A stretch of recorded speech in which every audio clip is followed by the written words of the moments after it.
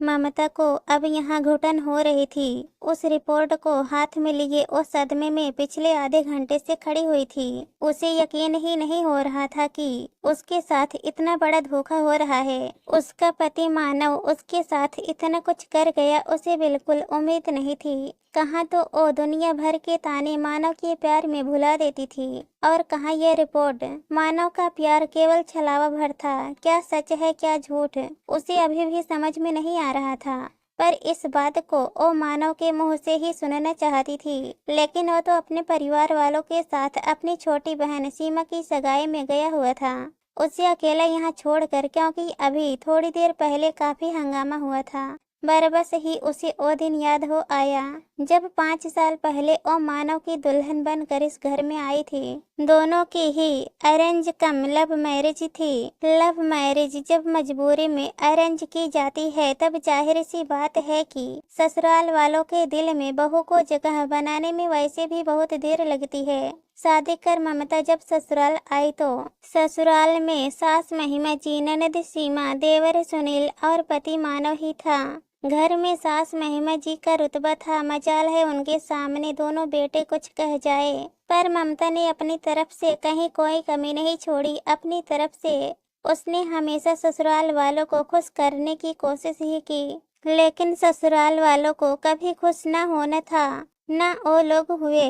और इस आग में घी का काम ममता के मां न बनने ने पूरी तरह से किया। शादी के 2-3 साल तक तो मानव खुद ही बच्चा नहीं चाहता था, लेकिन 1 साल पूरा होते होते तो महिमा जी ने बच्चे की रट लगा दी। उनका बच्चे के लिए इतना मन देखकर आखिर मानव फैमिली प्लान करने को तैयार हुआ, लेकिन काफी कोशिशों के बावजूद भी ममता कंसीव नहीं कर पाई। इन्हीं कोशिशों में 2 साल और निकल गए। साथ ही साथ महिमा जी के ताने भी तेज होते गए। तब डॉक्टर के कहने पर दोनों ने अपना पूरा मेडिकल चेकअप करवाया।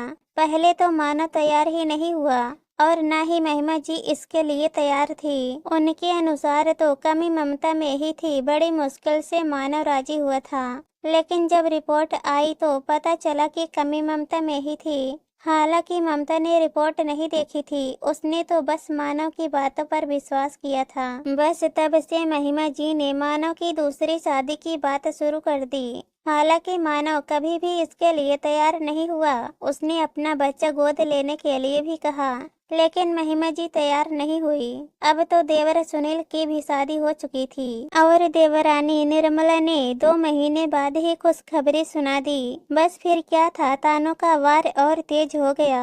एक दिन ऐसा नहीं जाता था जब महिमा जी उसके दिल के टुकड़े टुकड़े ना कर देती, लेकिन हर बार मानव उसके साथ खड़ा हो जाता। बस यही उसके लिए सुकून के पल होते थे। कुछ ही दिनों बाद महिमा जी ने ममता का कमरा ऊपर वाले फ्लोर पर कर दिया, साथ ही एक छोटी रसोई भी बनवा दी, ये कहकर कि वो ममता का साया निर्मला पर नहीं पड़ने देगी। आज देवरानी का बेटा भी 1 साल का हो चुका है, लेकिन मजाल है कि महिमा जी ने आज तक उस बच्चे को ममता को हाथ तक लगाने दिया हो। आज सीमा की सगाई थी, खास ननद की सगाई थी, लेकिन ये बात उसे पड़ोस में से पता चली। सुबह जब सब लोग घर से निकलने की तैयारी कर रहे थे तो ममता वहां पहुंच गई, और सबसे पहला सवाल महिमा जी से है किया, मम्मी जी आपने बताया तक नहीं कि आज सीमा की सगाई है। क्या मैं इस घर की सदस्य नहीं हूँ? मुझे जानने का हक नहीं है? लेकिन महिमा जी ने ममता की तरफ देखने की जगह मानव से सवाल किया, तूने बताया नहीं इसे? इतने में मानव ममता के पास आया और उसे ऊपर ले जाते हुए बोला, ममता अभी ये सब बातें छोड़ो, चलो ऊपर चलो। नहीं मानव, ये गलत है। मुझे पड़ोसियों से पता चल रहा है कि सीमा की सगाई है। मैं भी तो भाभी हूँ उसकी। ले जाना तो दूर की बात है, मैं ये बात जानूं, क्या ये मेरा हक नहीं है? इतने में महिमा जी गुस्सा होते हुए बोली, आज खुशी का दिन है और मैं चाहती हूँ कि मेरी बेटी की झोली आशीर्वाद से भरे। अपनी बेटी पर तेरा साया नहीं चाहती थी, इसलिए तुझे नहीं बताया।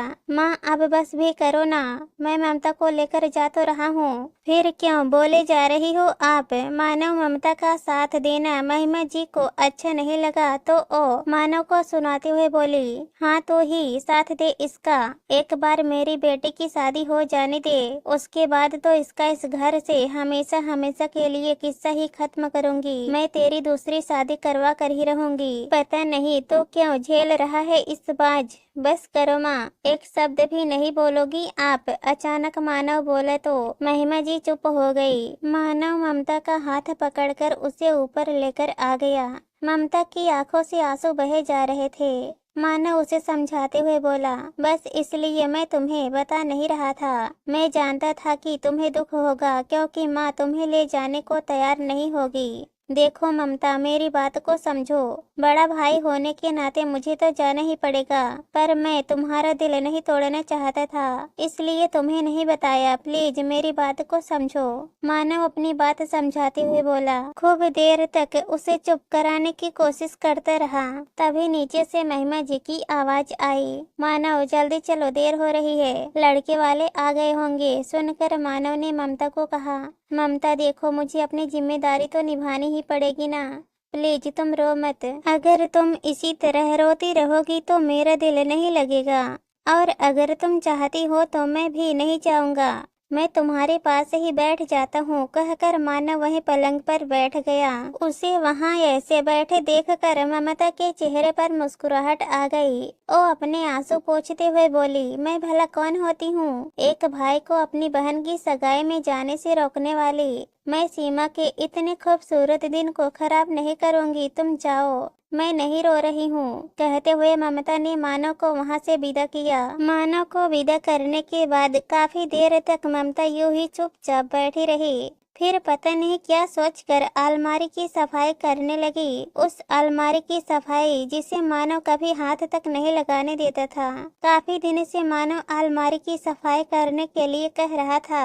सो ममता ने सोचा कि मानव को तो वक्त मिल नहीं रहा है, इसलिए वो ही इसे साफ कर देगी। और अलमारी की सफाई करते समय ये रिपोर्ट वाली फाइल उसके हाथ लगी। बस तब से ममता यूं ही शौक होकर बैठी हुई थी। कुछ सोचकर ममता उठी और घर को लॉक कर बाहर निकल गई। कुछ देर बाद सब लोग घर पर आ गए, तब तक ममता भी घर आ गई। जब ममता वापस घर आई तो मानव ने उसे देखकर कहा, ममता कहाँ गई थी तुम? उसे देखकर ममता को बात करने की इच्छा नहीं हो रही थी, पर फिर भी बोली, डॉक्टर के पास गई थी, मन कुछ खराब हो रहा था। क्या कहा डॉक्टर ने? मानव ने फिक्र जताते हुए कहा, डॉक्टर ने कहा कि मैं माँ बन सकती हूँ, मुझ में कोई कमी नहीं है, इसलिए आते समय रास्ते में से मिठाई लेकर आई हूँ। कहते हुए ममता मिठाई का डब्बा लेकर मानव के पास आई और उसे खोल कर मानव का मुंह मीठा कराने लगी, पर मानव ने उसका हाथ रोकते हुए कहा,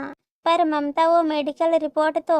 अरे हाँ, वो मेडिकल रिपोर्ट। उस रिपोर्ट में तो कहीं नहीं लिखा था कि मैं माँ नहीं बन सकती, है ना मानव? ममता ने प्रश्न भरी नजरों से मानव की तरफ देखा। तब तक महिमा जी बोली, बहू अब चाहे तो कुछ भी तमाशा कर ले तो इस घर में नहीं रहेगी। अब तो मैं अपने बेटे की दूसरी शादी करके ही रहूंगी। तेरे जैसी बाज को तो इस घर में मैं बिल्कुल न रहने दूं। बाज, आज ये शब्द चुभ नहीं रहा मुझे। जानते हो क्यों मानव? क्योंकि आज तुम्हारी रिपोर्ट मेरे हाथ में आई। ये बाज शब्द तो उस धोखे से बहुत छोटा है जो तुम मेरे साथ कर रहे थे। तुम्हारी माँ मुझ पर तानों के वार पर वार किए जा रही थी और तुम चुपचाप सुन रहे थे। मुझे लगा था कि तुम मेरा साथ दे रहे हो, तुम मुझे अकेला कभी नहीं छोड़ोगे, लेकिन सबसे पहले अकेला तो तुमने मुझे छोड़ा। बस अब और नहीं। ममता मुझे माफ कर दो, मुझसे हिम्मत ही नहीं हुई कि मैं। मानव कहते कहते चुप हो गया। तो क्यों उससे माफी मांग रहा है? इसके जैसी बहुत आएंगी, जाने दे इसे।